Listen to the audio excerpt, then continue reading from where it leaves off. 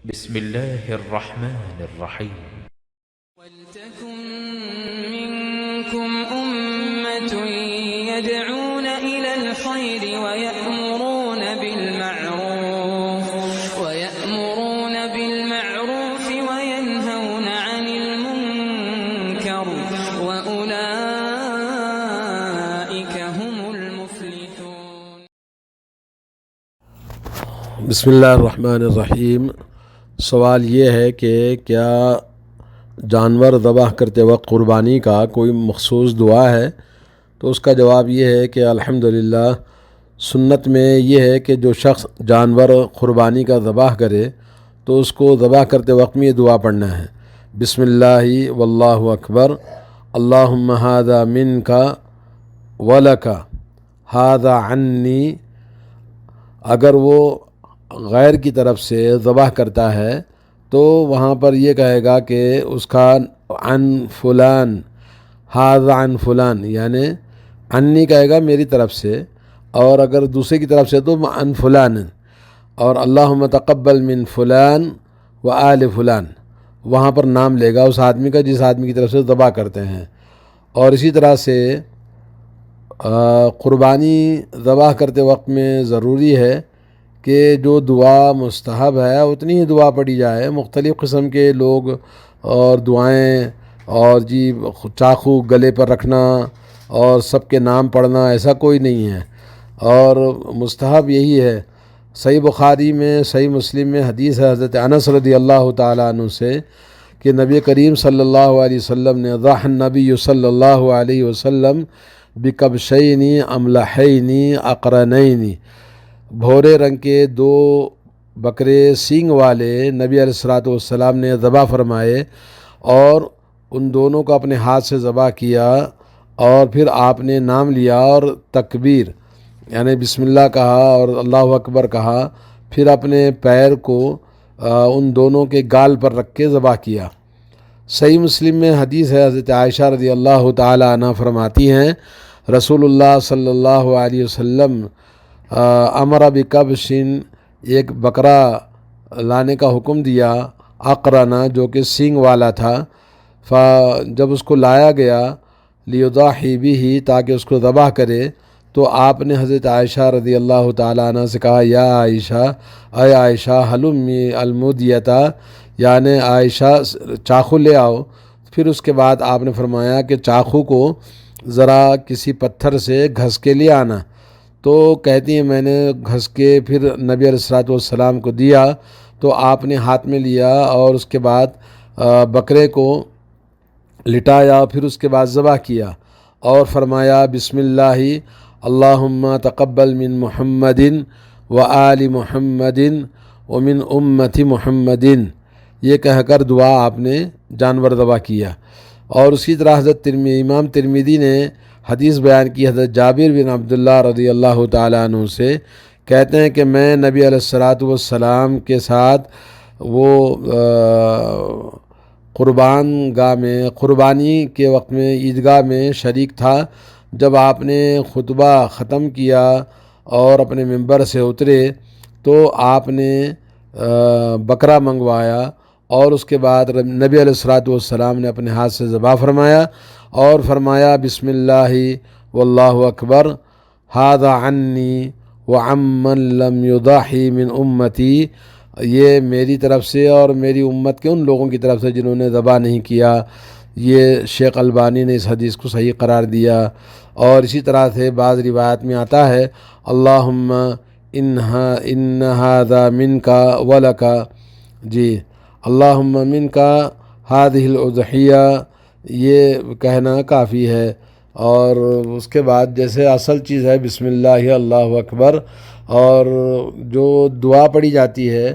وہ دعا اگر نیت میں اگر ہے، اگر کوئی آدمی نہ بھی پڑھے تو کوئی فرق نہیں پڑتا ہے، لیکن سنت یہ ہے کہ جیسا کہ آپ کو بتایا گیا کہ یہ دعا پڑھنا چاہیے۔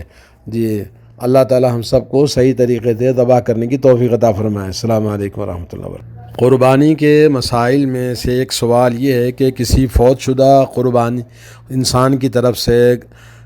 قربانی کر سکتے ہیں یا نہیں، اس مسئلے میں اکثر سوال پوچھا جاتا ہے۔ تو تو اس مسئلے میں اہل علم کی دو رائے ہیں۔ ایک فریق کا کہنا ہے کہ فوت شدگان کی طرف سے قربانی کی جا سکتی ہے۔ ان کا استدلال ایک تو وہ احادیث ہیں جو صحیح مسلم، سنن ابو داؤد، ترمذی، دارقطنی اور بہقی اور مسند احمد میں مذکور ہیں کہ نبی کریم صلی اللہ علیہ وسلم نے 2 مینڈھے قربانی کے لیے ذبح کیے، ایک اپنی اور دوسرا اپنے گھر والوں کی طرف سے، اور ایک تو اپنا اور اپنے گھر والوں کی طرف سے، دوسرا اپنی امت کے لوگوں کی طرف سے آپ نے ذبح کیا۔ اس میں طریقہ استدلال یہ کہ امت کے لوگوں میں وہ لوگ بھی شامل ہیں جو فوت ہو چکے ہیں، لہذا فوت شدگان کی طرف سے قربانی کرنا جائز ہوا۔ لیکن حافظ ابن حجر رحمۃ اللہ علیہ نے لکھا ہے کہ نبی کریم صلی اللہ علیہ وسلم کے خصائص میں سے ہے، لہذا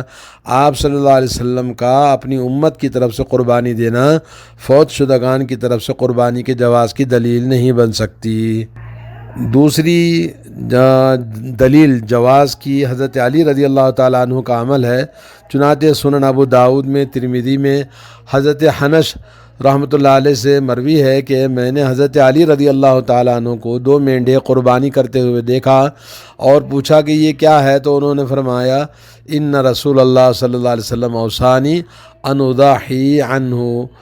فانا اضاحی عنہ، مجھے نبی کریم صلی اللہ علیہ وسلم نے وصیت فرمائی تھی کہ میں آپ صلی اللہ علیہ وسلم کی طرف سے بھی قربانی کیا کروں، لہذا میں آپ کی طرف سے بھی ایک قربانی کرتا ہوں۔ اس روایت میں یوں استدلال کیا جاتا ہے کہ حضرت علی رضی اللہ تعالیٰ عنہ کا نبی کریم صلی اللہ علیہ وسلم کی وفات کے بعد آپ کی طرف سے قربانی کرنا، اور وہ بھی آپ صلی اللہ علیہ وسلم کے حکم سے تھا، تو ہر کسی کے لیے یہ جائز ہوا،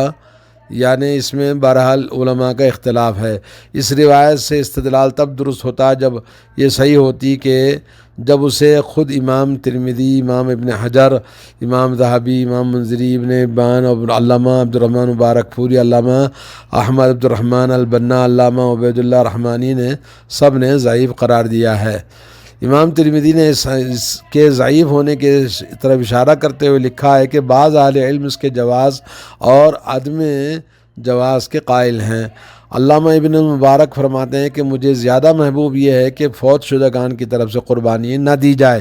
کیونکہ ان کی طرف سے صدقہ کیا جائے، اور اگر قربانی دی جائے تو پھر اس کا گوشت خود نہ کھایا جائے بلکہ سارا کا سارا گوشت تقسیم کر دیا جائے۔ علامہ عبد الرحمن مبارک پوری نے لکھا ہے کہ مجھے کوئی مرفوع اور صحیح حدیث نہیں ملی ہے جو فوت شدگان کی طرف سے قربانی کے جواز پر دلالت کرتی ہو۔ حضرت علی والی حدیث ضعیف ہے۔ اگر کوئی شخص کسی فوت شدگان کی طرف سے قربانی کرے تو احتیاط اسی میں ہے کہ ایسی قربانی کا سارا گوشت تقسیم کر دیا جائے۔